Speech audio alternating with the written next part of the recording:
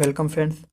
यहाँ हम BIL 001 overview of detailing unit first detail scenario की बात करने जा रहे हैं, जिनमें हम 1.0 ऑब्जेक्टिव्स उद्देश्य क्या है इस चैप्टर का, 1.1 इंट्रोडक्शन चैप्टर से रिलेटेड, 1.2 में बात करेंगे इंडिया में डिटेलिंग की भूमिका, 1.3 डिटेलिंग का मतलब एंड उसकी इम्पोर्टेंस, 1.4 फंक्शन डिस्कस करेंगे डिटेलिंग से रिलेटेड, 1.5 ग्लोबल लेवल पे रिटेलिंग का दृश्य कैसा है ये डिस्कस करेंगे, 1.6 इंडियन रिटेलिंग में आए नए बदलावों के बारे में बात करेंगे, 1.7 कुछ ऐसे फैक्टर्स जो इन्फ्लुएंस करते हैं रिटेल की ग्रोथ को, 1.8 इंडिया में रिटेल को कौन सी चुनौती का सामना करना पड़ता है, रिटेल पर इकोनॉमिक लिबरलाइजेशन का क्या इम्पैक्ट हुआ है। लिबरलाइजेशन तो पता ही होगा, उदारीकरण नहीं पता तो कोई बात नहीं, हम इसके बारे में डिटेल में डिस्कस करेंगे तो बहुत मज़ा आने वाला है। 1.11 हम डिस्कस करेंगे इम्पोर्टेंट कीवर्ड्स के बारे में। इंट्रोडक्शन पे आते हैं। रिटेल फ्रेंच भाषा से लिया गया एक शब्द है जिसका मतलब फिर से काटना या बड़े से बंडल को तोड़ने या काटने से है। काटने का यह काम रिटेलर्स करते हैं। यह ऐसा इसलिए करते हैं जिससे कि माल को छांटना, उन्हें स्टोर करके रखना ताकि उनकी पैकिंग किया जा सके और कंज्यूमर को छोटी मात्रा में सेल किया जा सके। रिटेल वर्ल्ड का सबसे बड़ा प्राइवेट सेक्टर है और यहाँ बताया जा रहा है कि ये prime mover of the economy, मतलब रिटेल सेक्टर अर्थव्यवस्था का मूल रूप से विकास करता है। मीन्स रिटेल को prime motivation of the economy कहा जा सकता है। सबसे विकसित देशों में यह जीडीपी का 10% इसके अकेले का योगदान है।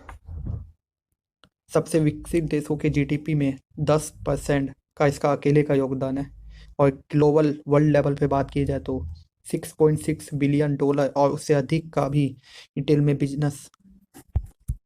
सेक्टर में बिजनेस किया जाता है। यह इंडस्ट्री ज़्यादातर देशों में 16% तक, जबकि ब्राज़ील में 12%, पोलैंड में और चीन में 7% तक कंट्रीब्यूट करती है। 1.2 रिटेलिंग इन इंडिया। तो चलिए अब रिटेलिंग के इंडिया में क्या हाल चाल है ये देखते हैं। पिछले कुछ दशक से रिटेल सेक्टर देश में न केवल सबसे अधिक एक्टिव है, साथ ही यह एक आकर्षित क्षेत्र बना हुआ है। देश के इतिहास की ओर देखें तो रिटेल बिजनेस का चलन आपको खास तौर पर दिखाई देगा, लेकिन करंट सिचुएशन में ये और भी ज़्यादा डायनेमिक हो गया है। मीन्स इसका चलन और भी ज़्यादा बढ़ गया है और लेटेस्ट बैंक वैन इस बात का सबूत है। और यहाँ लेटेस्ट बैंड वैगन की बात की जा रही है। बैंड वैगन समझते हो दोस्तों, मतलब एक पॉपुलर ट्रेंड जो लोगों को अपनी तरफ आकर्षित कर सपोर्ट जनरेट करता है।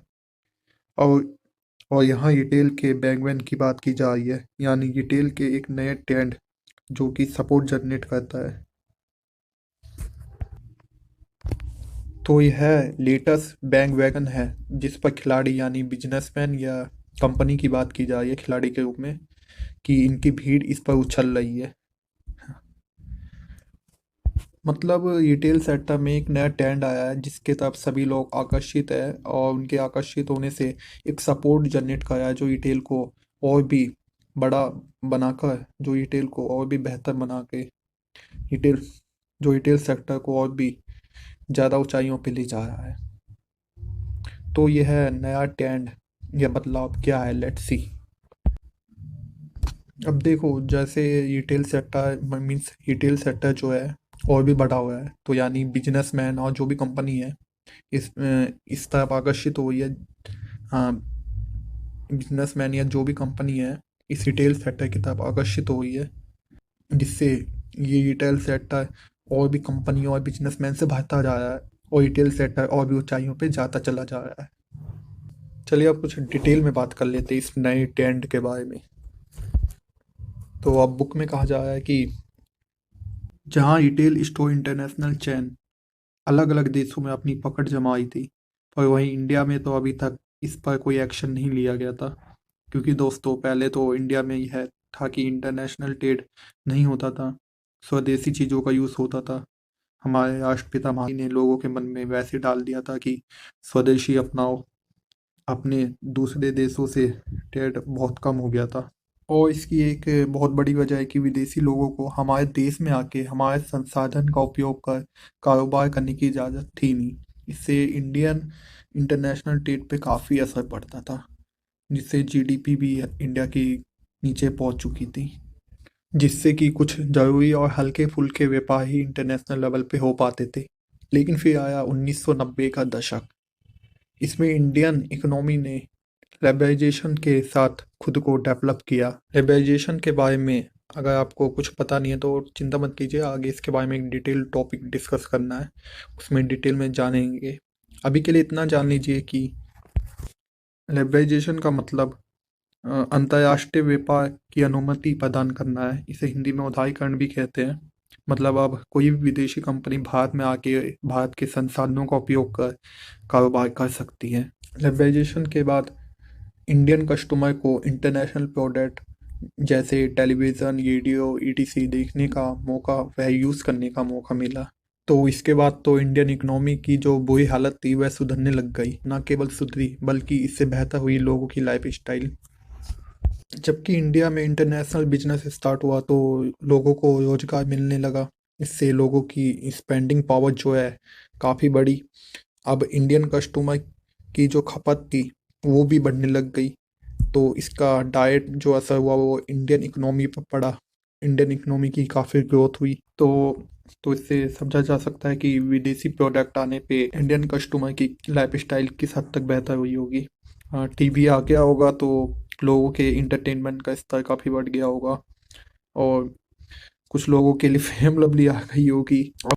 अब कपल्स को कबूतरों के सहारे नहीं जीना पड़ेगा, अब वो रात में भी गुफ्तगू कर सकते हैं। तो ये ऐसी मजाक है, बुक में नहीं लिखा, बस ऐसे समझा जा सकता है कि लाइफ स्टाइल किस हद तक बेहतर हुई होगी लोगों की। उर्बनाइजेशन मतलब शहरीकरण होने पे लोग शहर ना सिर्फ घूमने आए बल्कि अच्छे रोजगार की तलाश में भी आए। अच्छे रोजगार मिलने से इंडियन रिटेल बिजनेस डेवलप हुआ।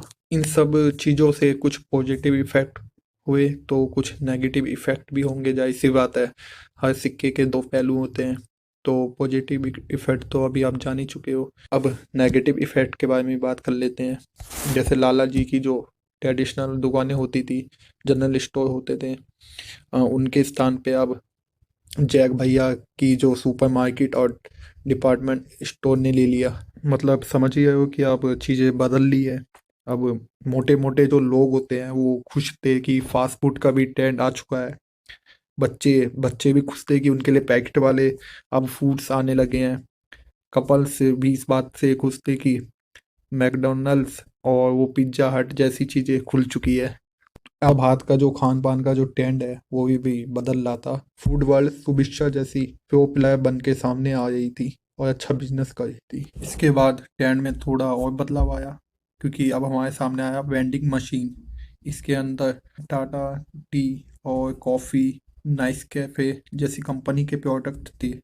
इस मशीन में खाने पीने की चीज़ें रखी जाती थी, जिसे जान की तरह लात मार के नहीं बल्कि नोबिता की तरह सिक्का डाल के प्रोडक्ट निकाला जाता था। अब देखो जैसे वेंडिंग मशीन है उसमें भी प्रोडक्ट होते थे, जैसे खाने पीने, कुछ में खाने पीने का होता था, कुछ में ड्रिंकिंग पीने के लिए प्रोडक्ट होते थे, कुछ में लगता टाइप के। तो ये जो वेंडिंग मशीन की जो कैटेगरी है ना उसमें ड्रिंकिंग प्रोडक्ट जो है सबसे ज़्यादा फेमस हुई। मुझे लगता है आपने भी कई बार यूज़ किया होगा, मैंने खुद भी यूज़ किया है। तो इन सब कारण से इंडियन फूड कल्चर में काफ़ी चेंजेस हुए। लोगों के जो खान पान की आदत है वो लगभग पूरी तरह बदल गई। जैसे कि पहले बताया जा चुका है, भारत में 5 मिलियन से भी अधिक रिटेल आउटलेट्स है। आउटलेट्स मतलब शॉप या स्टोर। अगर आपको शॉप, स्टोर और आउटलेट का डिफरेंस नहीं मालूम तो मैंने इस पे भी वीडियो बनाया हुआ है, नीचे लिंक है, देख लीजिएगा। तो टॉपिक पे आते हैं। तो ये जो 5 मिलियन से भी अधिक रिटेल आउटलेट्स हैं, इसमें इसमें ज़्यादातर जो है ना स्मॉल फैमिली द्वारा ऑपरेट किए जाते हैं, जो कि आपके गली मोहल्लों में दिख जाएंगे ईजिली, जिनमें डेली लाइफ के यूज़ होने वाले सामान बिकते हैं ज़्यादातर। तो केवल 8% भारतीय जनसंख्या रिटेल सेक्टर में लगी हुई है, जबकि अमेरिका में 10% है। फिर भी एग्रीकल्चर सेक्टर के बाद रिटेल सेक्टर रोजगार देने में बड़ी मात्रा में अपना योगदान दे रहा है। पिछले कुछ 5 वर्षों में रिटेल सेक्टर में फिनोमिनल ग्रोथ हुए। ऑर्गेनाइज रिटेल सेक्टर जो कि अनऑर्गेनाइज रिटेल सेक्टर की छाया में विकसित हुए और अब रिटेल सेक्टर को डेवलप करने में महत्वपूर्ण योगदान दे रही है, क्योंकि पहले रिटेल सेक्टर अनऑर्गेनाइज सेक्टर के रूप में ही फैला हुआ था और धीरे धीरे ये जो है ऑर्गेनाइज फॉर्म में बदला।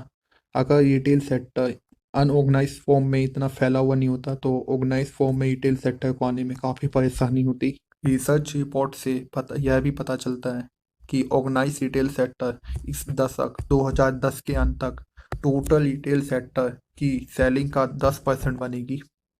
इससे दो बातें पता चल रही है कि retail sector organize retail sector अगर टोटल रिटेल सेक्टर की 10% बनेगी, मतलब 90% अभी भी अनऑर्गेनाइज रिटेल सेक्टर से आ रही है। अनऑर्गेनाइज रिटेल सेक्टर कितना बड़ा है। और दूसरी बात 2010 की बात की जाए, मतलब ये जो हम बुक पढ़े हैं ना, इसमें जो डाटा है वो 2010 के आसपास का है। तो मतलब total selling in organize sector 10% and unorganize sector 90%। So back to the topic. तो ऐसे में सेलिंग जो है वो बढ़ेगी तो एम्प्लॉयमेंट अपॉर्चुनिटीज़ भी बढ़ेगी, लोगों को रोजगार मिलेगा। तो इससे उम्मीद की जा रही है कि आने वाले कुछ वर्षों में लाखों जॉब्स जो है जनरेट होगी रिटेल सेक्टर के थ्रू। रिटेल सेक्टर की एक खास बात ये भी है कि ये अकुशल और गरीब लोगों को भी रोजगार देता है। मतलब रिटेल सेक्टर में ऐसे भी काम होते हैं, ऐसे बहुत से काम होते हैं जो कि अकुशल लोग जो होते हैं उन्हें करने को मिलता है। तो जो गरीब लोग होते हैं वो ज़्यादातर शिक्षित नहीं हो पाते, अकुशल रहते हैं, तो उनको भी रिटेल सेक्टर रोजगार की अपॉर्चुनिटीज देता है। और अगर कुछ भी ना सही तो आप कम से कम एक छोटी सी शॉप तो सेट कर ही सकते हैं। एक healthy retail sector product and service customer के पास या कंज्यूमर के पास बहुत ही इफेक्टिवली पहुंचाता है, इंडस्ट्री डेवलपमेंट में एंड इकोनॉमिक डेवलपमेंट में हेल्प करता है। And and retail also help to create time place and utilities. Means ऐसी सर्विस जो आप इस्तेमाल करें आपके लिए फ़ायदेमंद हो, रिटेल ऐसी सर्विस क्रिएट करता है। और ना केवल क्रिएट करता है बल्कि सही जगह पे और सही टाइम पे यूज़ होने के लिए क्रिएट करता है। एक सक्सेसफुल रिटेलर यह मानते हैं कि लोग सामान्य उपभोग के साथ साथ सोशल डेवलपमेंट में सुधार भी देखना चाहते हैं। मतलब अगर उन्हें अच्छे प्रोडक्ट्स मिल रहे हैं, उनका लाइफ स्टाइल बेहतर हो रहा है, तो सोशली भी डेवलपमेंट वो देखना चाहते हैं। रिटेल प्रमुख बिंदु के रूप में, एक मेन पॉइंट के रूप में समाज से जुड़े हुए होते हैं। इससे उन्हें समाज में अपने संबंध बेहतर करने की ज़रूरत है। मीन्स सोशली बेटर इमेज तैयार करना होता है उन्हें। और ऐसा कुछ अभियान चलाकर किया जा सकता है, जैसे शिक्षा प्रोग्राम जो पीएनजी द्वारा अपनाए गए हैं। पीएनजी जो प्रोडक्ट होते हैं उनके द्वारा अपनाए गए हैं। जैसे कि इसमें होता क्या है, शिक्षा प्रोग्राम में जो गरीब बच्चे होते हैं उन्हें शिक्षा प्रदान की जाती है। पीएनजी क्या है, ये भी एक अच्छा टॉपिक है। अगर आप डिटेल में जानना चाहते हैं तो लिंक नीचे दिया हुआ है, मैंने वीडियो बना रखा है इस पे। तो यहाँ हम जानते हैं, यहाँ हम समझने के लिए जान लेते हैं कि पीएनजी एक कंपनी है जो मल्टीनेशनल कंपनी है, जो बहुत सारे प्रोडक्ट लॉन्च करती है। और इनका जो प्रोडक्ट है ना, जो भी कुल प्रोडक्ट का जो प्रॉफिट आता है उनका कुछ परसेंट वो अपने कुछ प्रॉफिट का परसेंट डोनेट कर देते हैं। मतलब जो भी उनका कुल प्रॉफिट है उसमें से कुछ परसेंट जो है गरीब बच्चों की पढ़ाई के लिए वो देते हैं। इस तरह के अभियान चलाकर जो कंपनीज होती है वो अपनी इमेज जो है सोशली बेटर करती है। एक उदाहरण आप ले सकते हैं, वो विद्या बालन जी का एक प्रोडक्ट है ना जिनका वो ऐड करती है, निहार शांति आमला हेयर ऑयल। आपने ऐड भी देखा हो शायद, जिनमें यह प्रोग्राम फॉलो होता है कि बच्चों को प्रॉफिट का कुछ परसेंट उनकी पढ़ाई के लिए दिया जाएगा। आपने ऐड भी देखा होगा निहार शांति आमला तेल का, कि उसको खरीदने पे हम इतने परसेंट का प्रॉफिट बच्चों को दे वो बोलते हैं। तो कुल मिला के बात यही है, जो ये शिक्षा प्रोग्राम है इसमें लिस्टेड जितने भी बैंड होते हैं वो अपने प्रॉफिट का कुछ परसेंट बच्चों की, गरीब बच्चों के एजुकेशन के लिए देते हैं। भारत को दुकान का राष्ट्र कहा जाता है क्योंकि यहाँ मॉम्स एंड पॉप स्टोर की एक बड़ी संख्या हर छोटे बड़े शहरों में जो है मौजूद है। मोम and pop shop like traditional format store होते हैं, जैसे किराना स्टोर, जनरल स्टोर, जो कि आपको हर गली मोहल्लों में मिल जाएंगे देखने को। और अगर डिटेल में नॉलेज चाहिए तो इस पे वीडियो बना रखा है, लिंक नीचे मिल जाएगा। बट अब traditional retail slowly slowly change हो रहा है। हाँ, ट्रेडिशनल जो रिटेल आउटलेट्स है वो स्लोली स्लोली चेंज हो रहा है ऑर्गेनाइज रिटेल फॉर्मेट में, लाइक साउथ में, चेन्नई में, बेंगलोर और हैदराबाद पर अधिकार तो इन्होंने लगभग जमा ही लिया है। ये जो ऑर्गेनाइज रिटेल सेक्टर जो है, इन्होंने इन राज्यों में तो अधिकार जमा लिया है, पर अब ये छोटे छोटे शहरों पे भी अधिकार जमाना ये स्टार्ट कर रहा है, लाइक नॉर्थ में रुद्रपुर है जैसे शहर है जिन पे ये अधिकार जमा है। मीन्स अधिकार जमाने से मैं मतलब ये है कि कि ये जो अनऑर्गेनाइज रिटेल्स है, इनकी जगह ऑर्गेनाइज रिटेलर्स ले है। ऑर्गेनाइज रिटेलर्स मीन्स पता ही है ना, मीन्स ये जो डिपार्टमेंटल स्टोर, मॉल्स आदि चीज़ें, ईटीसी जो है, इनकी जगह ले रही है। So now it change S excited and competitive market place, जिनमें सभी कैटेगरी के लोग को टारगेट किया जाता है। Department store and hyper market store जैसे रिटेलिंग के न्यू फॉर्मेट्स अब मार्केट में लाए गए हैं। भारत वर्ल्ड के top global brands and retailers के लिए एक टोस की तरह काम कर रहा है। हाँ, टोस शायद यहाँ पे यह कहा जा रहा है कि जैसे टोस के ऊपर जैम लगता है फिर उसे खाया जाता है, उसी तरह हाँ, बैंड जो है वो जैम का काम कर रही है एंड इंडियन मार्केट टोस्ट की तरह काम किया जा रहा है, और इससे उनकी जो अर्निंग और प्रॉफिट की जो भूख है वो मिटाई जा रही है। तो यहाँ पे कुछ ऐसे उलझे हुए शब्दों का उपयोग किया जाता है इंटरेस्टिंग बनाने के लिए। तो आपको इससे क्या समझ में आता है, आप कमेंट में बता सकते हैं। तो रिटेल सेक्टर धन्यवाद करना चाहता है जो भी रिटेल सेक्टर में डेवलपमेंट हुआ है, जैसे कि जैसे इनकम बढ़ने को लेके कंज्यूमर बिहेवियर में जो चेंजेस आए हैं, मीडिया का जो डेवलपमेंट हुआ है, कॉर्पोराइजेशन ऑफ रिटेल, जो भी इसका रिटेल का नगमीकरण हुआ है, न्यू बीड ऑफ इंटरप्रीन्योर्स जो भी भारत में और विदेशों से आए हुए जो नए जनरेशन के जो भी इंटरप्रीन्योर्स है उनका स्वागत किया गया है। एंटी ऑफ फॉरेन रिटेलर्स, जो भी विदेशी रिटेलर्स का जो भी स्वागत किया गया है, उन सभी को लेके रिटेल धन्यवाद करना चाहता है। यहाँ आप सब कुछ तो समझ गए होंगे। ये थोड़ा शब्द आपको शायद परेशान करे, कॉर्पोराइजेशन ऑफ रिटेल, मतलब इसका मतलब ये है जो रिटेल सेक्टर है, अब सरकार ने रिटेल सेक्टर को प्राइवेट सेक्टर के हाथों में दे दिया है। इसे रिटेल का नगमीकरण कह हिंदी में कह सकते हैं। इसका मतलब ये है कि सरकार ने कुछ शर्त व नियम के तहत रिटेल को प्राइवेट सेक्टर के हाथों में दे दिया है। मतलब अब रिटेल सेक्टर जो है एक प्राइवेट सेक्टर है। तो ये पार्ट 1 था, ये ख़त्म होता है। कैसा लगा कमेंट कर दीजिएगा। तो मिलते हैं नेक्स्ट पार्ट में।